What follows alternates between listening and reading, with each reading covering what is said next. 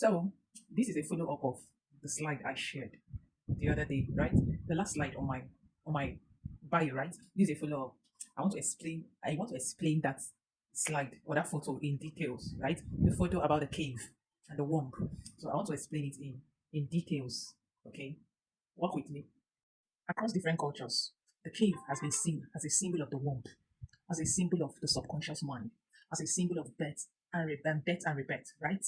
That's what it has been seen as. It is the mystery of the dark feminine.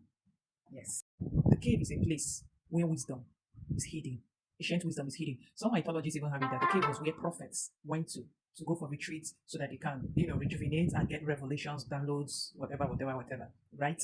And that's why I always talk about the darkness being a place of birth and rebirth, the darkness being a place where creation takes place. You cannot say you don't know me with so much emphasis on darkness. I kind of emphasize the importance of darkness and its connection to the womb, creativity and production. So this is not something we can rule out at all. We can't rule it out in our conversations. So it's okay to say that it is a place where wisdom is guarded. And who dares walk into that place? We embody it.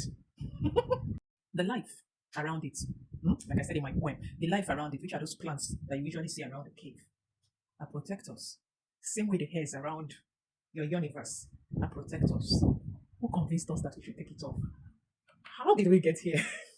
Who convinced us? Who convinced us that it's safe to eliminate those hairs? And yes, even biologically or medically, whichever word, it's proven that this thing protects that place from the hairs, shrubs, bacteria, and all of that. Like stops that from entering into the VJ, right? Like it serves as a protection, like a barrier. And I call it antennas because for you to be able to detect that, oh, this thing is a bacteria and it's not a healthy one, and trap it, for something to be able to detect that, you have to be a goddamn antenna. So those are actually antennas. What if we deconstruct and delete whatever taught us that we should be, taking that thing off? I had to apologize to it for doing that.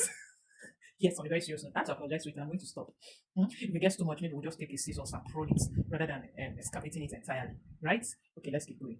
So join me and apologize to it because it was shame. It's shame that made us excavate it. It's shame that has been making us prune it. It is shame. Because if you remember when the first time you saw it growing up as a child, the first time you saw it, the first thing you had to do was to start hiding. Because this is unusual. Who taught you to hide when this thing begins to appear in our body? It is shame. So we deconstruct that shame by being what? Being bold enough to own that. The same way we own the one growing on top of this place, this antenna, it's the same way we need to start owning the one down there, right? It doesn't make you dirty. It's a social construct. It doesn't make you dirty, actually.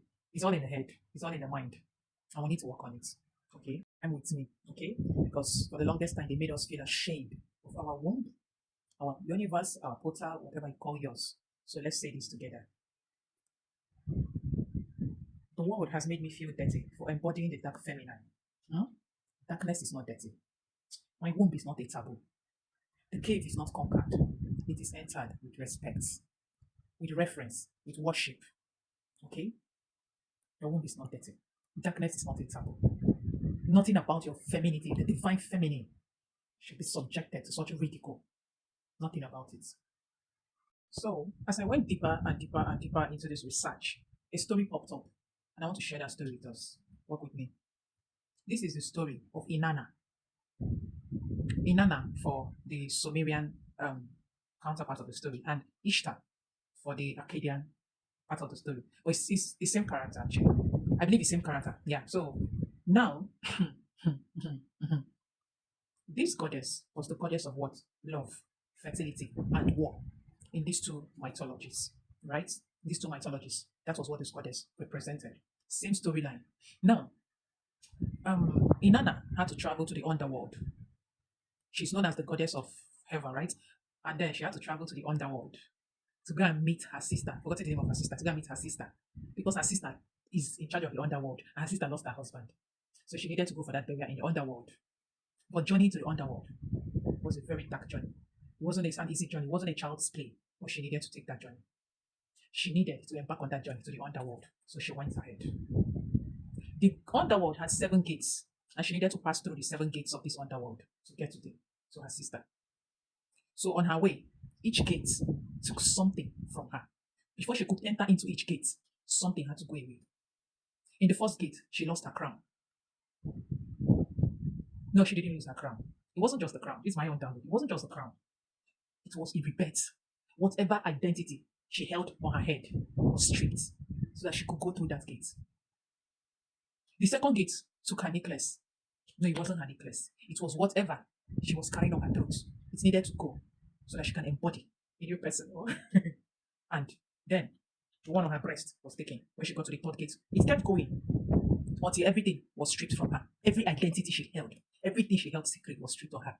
It is the story of death and rebirth. The same story you will still find with Ishtar. But you know the strange thing here? The strangest part of this story was the fact that this, as she resurrected after 3 days, which we know that with this time thing can be somehow because the time we have in the astral is different from what runs here. It's slower on display. So the 3 days they counted here could be 10 years in that side, right? So, but after the whole process, by the time she got to the final gate, she collapsed on the floor. There was nothing. She died. It is not a physical death. It is the death to self. It is death to whatever she held sacred. And then she came back, more powerful, strong, bold, name it. And this is the journey every woman must embark on to take back her power. This is a story that was actually twisted and replaced with the story of Jesus in the age of patriarchy. Why am I telling you this story? Just to remind you that you, this woman, you need to go through the same process. You need to journey into the underworld so that you can embody who you are. You can embody your glory. You can embody all that you are. The underworld is within. It is not outside of you. So at this juncture, I will call my video to an end. And I hope you got the story right. And my 10 minutes is almost up. So bye. Meanwhile, the so-called Summer and Arcadian, according to a research done by Kathleen Achelon, a very deep archaeological research she did, has been proven to be found in West Africa and Northern Africa. Yes, it's all in Africa, motherland. So Inanna's journey to the underworld is the story of a woman's journey to embody the dark feminine. And on that journey, everything, every idea, every knowledge she held, that was the meaning of that crown on her head. It was a representation of her brain, was taken away. The necklace that was taken from her neck, like I was trying to explain initially, is a representation of her throat chakra. All the false voices she held was taken away. Her heart, what was it on her heart again? There was a bracelet on her heart, something on her heart that was also taken away. Her robe, her dress was stripped. These things are representations of what? The 7 chakras, like I decoded. Okay? And it was also a representation of what? All the things that were covering her originality. And she couldn't see past those things. All these things were taken away. All your old ideas have to go for you to embody the dark feminine. All your old ideas, everything will go. And that's why I said nobody walks this path and comes back the same. No, you can never be the same. So it is a journey that we all, especially women, must embark on so that we can take back our power, embody the dark feminine, so that we can begin to create. I can never overemphasize this thing. I can never ever overemphasize it. In fact, it's my favorite thing to talk about. So yes, I am finally calling this video to an end.